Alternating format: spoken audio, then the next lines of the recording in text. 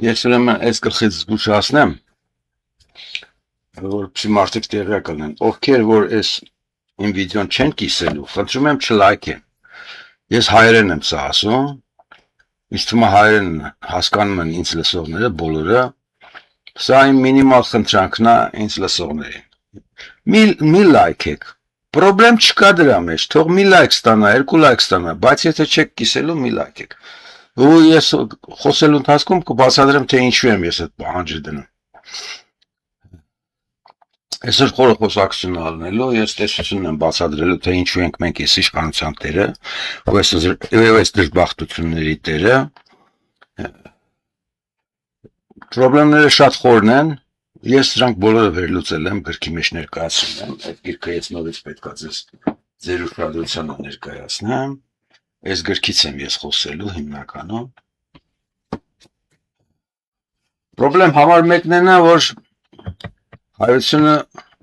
գլոբուսից է անտեղյակ։ Այս անասունը, որ հայտնվել է, դա ինքը օդից չի ընկել։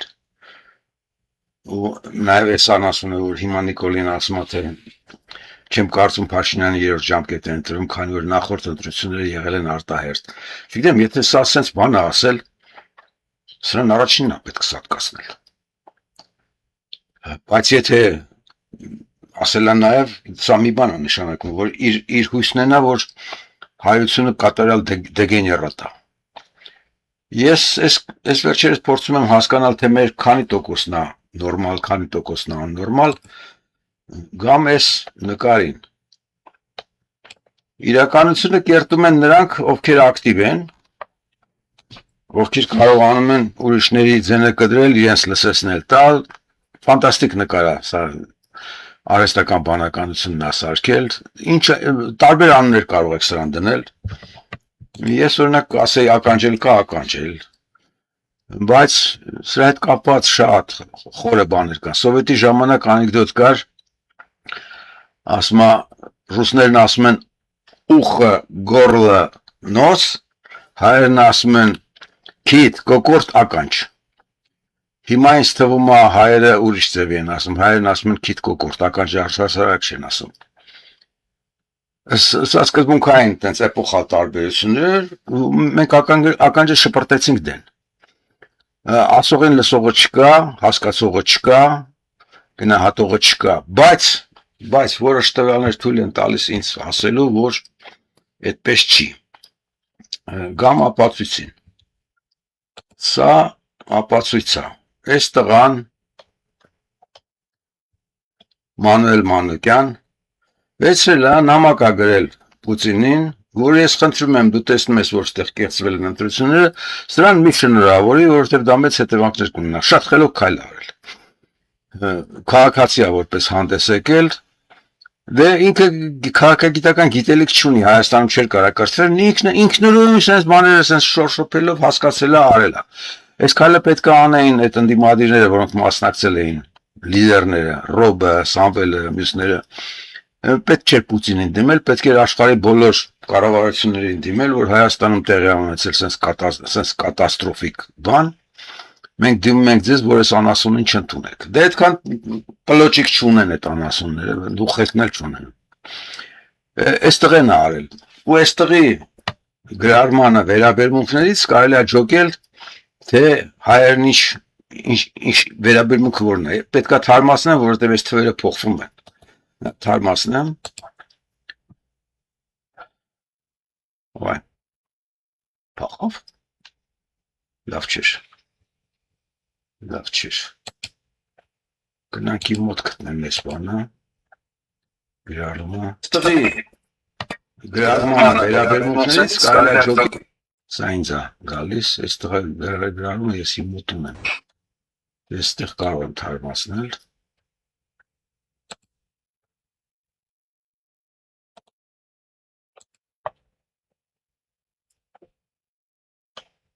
Հիմա իրեն, ես ինձ են լայքել, ես իմ հաշիվ չի, ես իրանը պետք է թարմացնել, հեսա։ Իրեն լայքել են 1300 հոգի, վերլուծեք ես բանը, էլի վիճակը, 1300-ից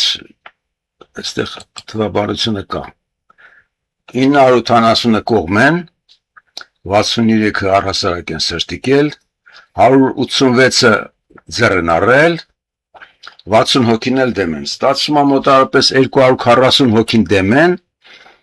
1050 հոգին կողմ են իր ասացին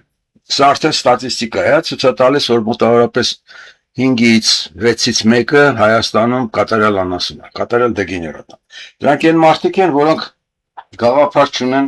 ասենք թե գլոբուսից, ես բան կա աշխատում, գլոբուս կա, որտեղ սա քաղաքական գլոբուսն է աշխարհի, դպրոցում պետք է սովորացնել էին, խաբար չեն դրանք գլոբուսից, Հայաստան, Ռուսաստան հեռավորություն չեն հասկանում, Հայաստան, Թուրքիա, Հայաստան, Եվրոպա, սա ուրիշ գլոբուս է, սա ֆիզիկական գլոբուսն է աշխարհի Ստեղ անտառներն են, գետերը, լճերը, հանքերը, տեսեք, թռում է տարբեր աղացների շուրջը, կարող եք ուսումնասիրել աշխարհը։ Դպրոցում պետք է այս ամեն ինչը սովորածել են հայերը, բայց առհատ եք սովորել են, որտեղ եթե դպրոցում սովորածել են, այս հարաբերությունը չէր լինի։ Բայց ես ոնց որ ասեցի, մոտավորապես 15-20%-ն է կատարյալ անասուն։ Սա ստատիստիկա է, սա ցույց է տալիս ինչ միջոց է։ Նորմալները փաստորեն պարտվում են 15-20%-ին։ Խնդիրը սրանն է, թե ինչու են նորմալները պարտվում 15-20%-ին։ Խելոքների մեջ է նաև սա, միացնեմ, լսեք։ Պահանջում ու խնդրում են մեր ընդդիմությունից չվերցնել մանդատները, որովհետև մարդիկ իսկապես մեծ ցանկությամբ ինտենսիվորեն եկել են ընտրատեղամասեր Եվ եկել են մեղրելու Նիկոլին։ Եվ մեծ հիասթափություն կլինի նրանց համար, եթե դուք հանկարծ մտնեք այդ խաղի մեջ, այդ տունտունիկը նիկոլական խաղաք։ Մեծ պետք չի ձեր լալահառաջ քննադատություններ ազգային ժողովից, եթե դուք ուզում եք դրանք արտահայտել, ինչ իրավունք դուք եւ մենք ունենք, դուք կարող եք էլեկտրոնային կառավարություն ստեղծել, ընդունել այն օրենքները, որ ուզում եք իրականացնել իշխանություն լինելով, ընդունել այն կառուցակարգերը, բյուջեն, հաստատել բյուջեն, կազմել ձեր պատկերացրածով, որովհետև դուք ունեք դրա իրավունքը ստացվում, որ իրական ընտրությունների դեպքում այդպես էլ կլիներ, դրա համար դուք սկսեք այն աշխատանքները անել, ինչ որ պիտի անեք, եթե ընտրված լինեի։ Իմ առաջարկը սա է։ Մինչև սեպտեմբերը կգա Նիկոլի խոստացած սեպտեմբերը։ Ու այդ ժամանակ արդեն մենք կտեսնենք, թե ինչտեղ է կունենա։ Ինքը չի լսում։ Իրան հայությունը չեն լսում։ Էս էլ է հետաքրքիր։ Ուրեմն Անուր Սետրակյանին համալսարանի բանից հեռացրել են։ Մի հատ բացեմ տեսնեք։ Ինքը արտասահմանյան գրականության ամբիոնի վարիչն է եղել, իրան հեռացրել են, որովհետև ինքը հանդգնել է քաղաքականություն մտնի, ու ինքը միասնության թևեր կուսակցության ցուցակում է եղել։ Հասկանում եք, Նիկոլի հրամանը մի բան է, թե անշին գործից հեռացնեք, բայց այդ հրամանը մի հատ էլ ռազմբերա տարեք մինչև ներքև, էլի։ Այսինքն Նիկոլն ասել է իր շներից մեկին, այդ շներից մեկը ասել է համալսարանի ռեկտորին, համալսարանի ռեկտորն ասել է դեկանին, դեկանն էլ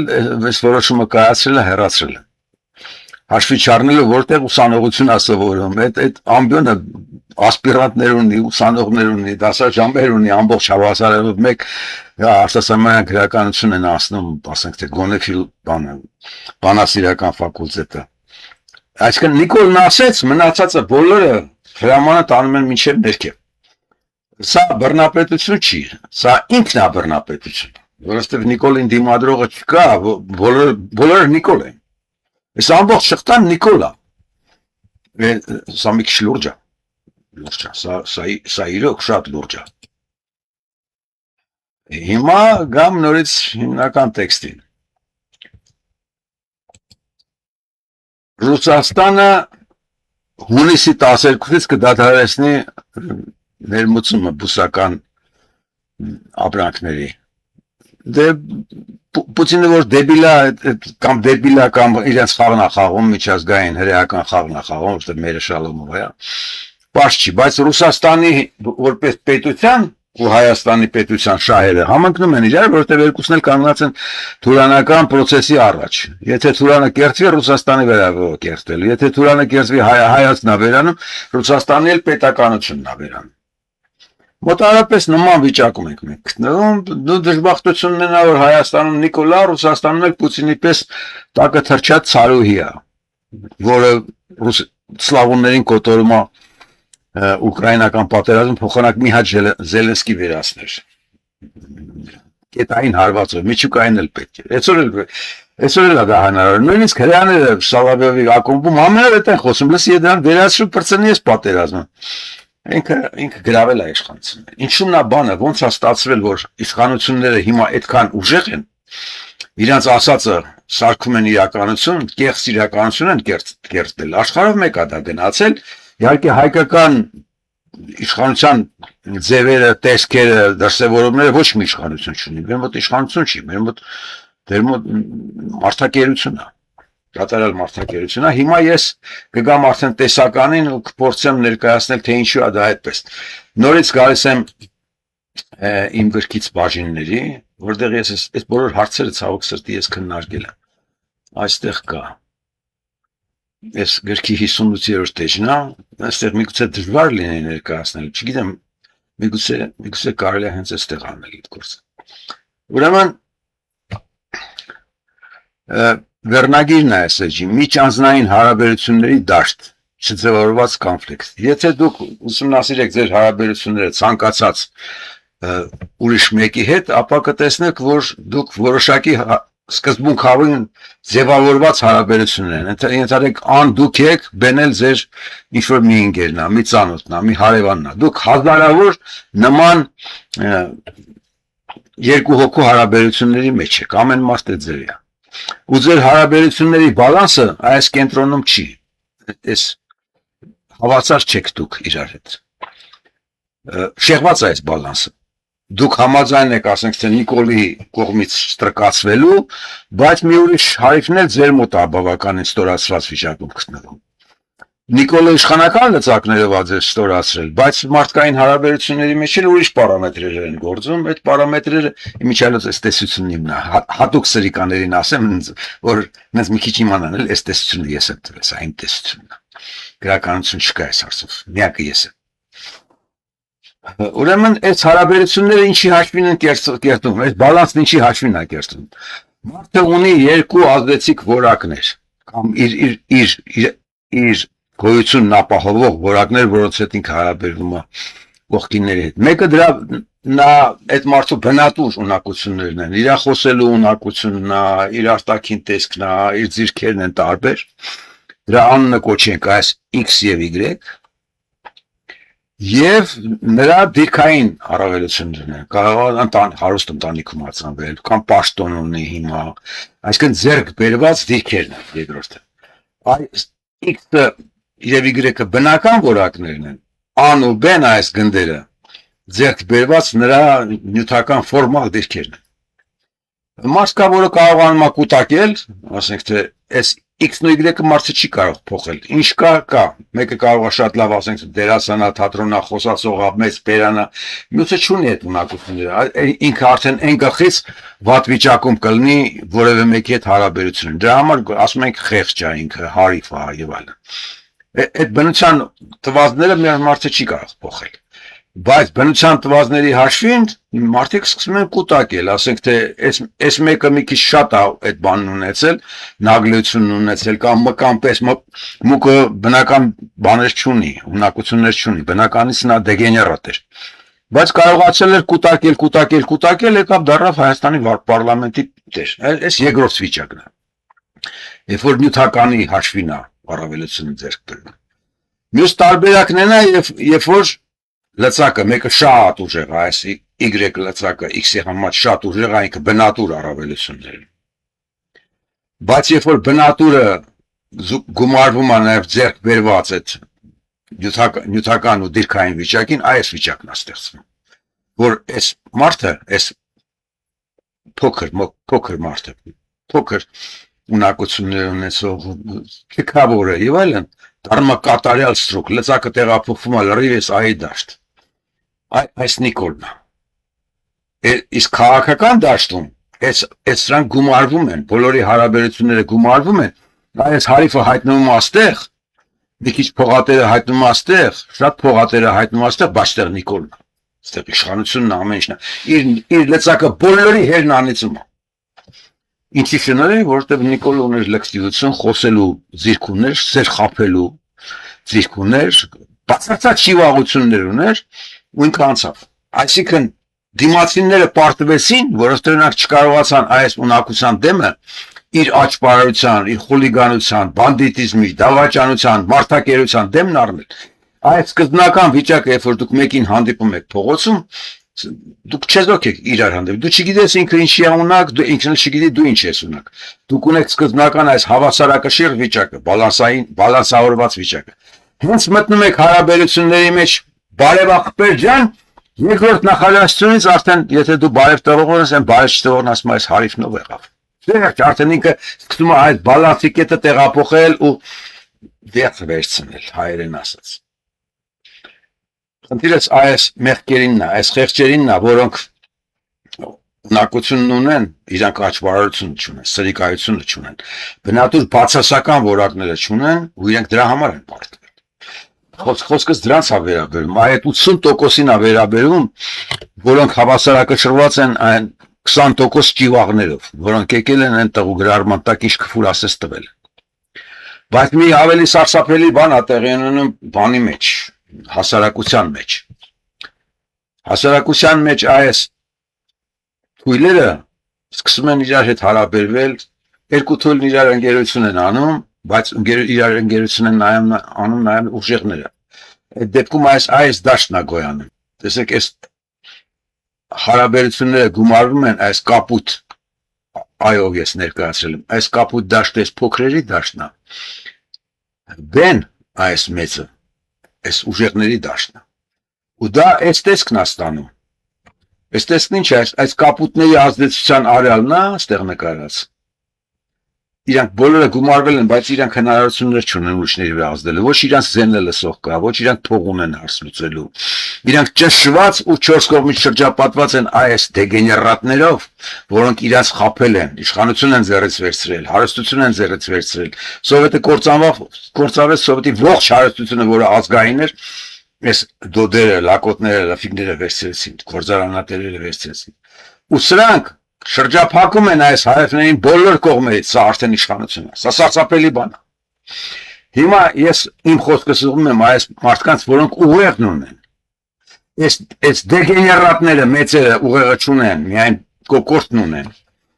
կորտանն ունեն, քիթները խոթել, ուրիշների կյանքը ավիրելն ունեն, որոնք կործանել են այս փոքրին։ Բայց այս փոքրին էլ տեսեք արդեն հանդես են գալիս, այս տղան է գրել, այն կիններ խոսում, որ դուք ինչ իրանք ունեք մանդատ վերցնել։ Ես այդ մանդատը անասուն եք, գնում եք պարլամենտում խոսակ, ես էլ կարող եմ խոսամ։ Եթե ձեր անելիքը խոսելն է, ես էլ կարող եմ խոսել։ Նստեք տուն դուք էլ խոսեք, գնում եք պարլամենտ այնտեղ խոսեք, ինչի համար։ Խոսելու ունակություն բոլորս էլ ունենք։ Այսինքն այս պարզ գծագիրը միջանձնային հարաբերությունների այս տրամաբանությունը վերում հանգեցնում է իշխանությանը։ Ինչպես է իշխանությունը գոյանում։ Գանք դրան Այս գիրքն արեք կարդացեք, ես ձեզ ասել եմ։ Հիմա այս էլ իշխանական բուրգն է, որը մի հանճար գծել է Ռոբերտ Բրուքսը, գծել է Ռոբերտ Բրուկը, սնչկը։ Ինքը ֆանտաստիկ բան է արել։ Ինքը տվել է իշխանության ամբողջ կառուցվածքը։ Այս ուրեմն ժողովուրդն է ներքևի հատվածում գտնվողը։ Այս չաշկայի պես կողքից եկածները իշխանության հնարավորն են։ Այսինքն որ կա։ Այս միջին հատվածը համակարգն է, իշխանական տղերք աղջիկներն են, այս ճիվաղներն են, այս երանկյունի տեսքով իշխանության վերևի մասով լիդերն է։ Համակարգն է իրան լիդեր ստեղծում։ Նիկոլն եկավ իր ճիվաղներով, իր թիմով։ Բայց քանի որ Հայաստանը կատաստրոֆիկ վիճակում էր, Սերժի վիճակում էր, մտածեցինք հայեր են գալիս, հայերը Սերժի դեմ լոզունգներով են գալիս,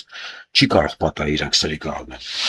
Բայց իրանք եկան, իշխանությունը վերցրեցին ու իրանք դառան կլասիկ ճիվաղ։ Այս բոլոր շերտերի միջև գոյություն են ճեղքեր, այս սպիտակ տարածքները որ կան, դրանք կոչվում են իշխանական ճեղքեր, Բրուկն է տանն տվել, power gaps, իշխանական ճեղքեր, այստեղ կա համակարգի եւ իրեն հարող մանկլավիկներ, փոքր մանկլավիկներն են, այս միլիցեքն են, Նիկոլին պաշտպանող ճիվաղներն են, այդ ձեռառնողներն են, ոչ մի բան չհասկացող անասուններն են, որոնք ունեն միայն քիթ ու կոկորտ, ականջը չունեն։ Այս դրանց իշխանության համակարգի եւ դրանց մեջ էլ ճեղք կա։ Բայց Նիկոլը հրամայել է, թե գնացեք անուշ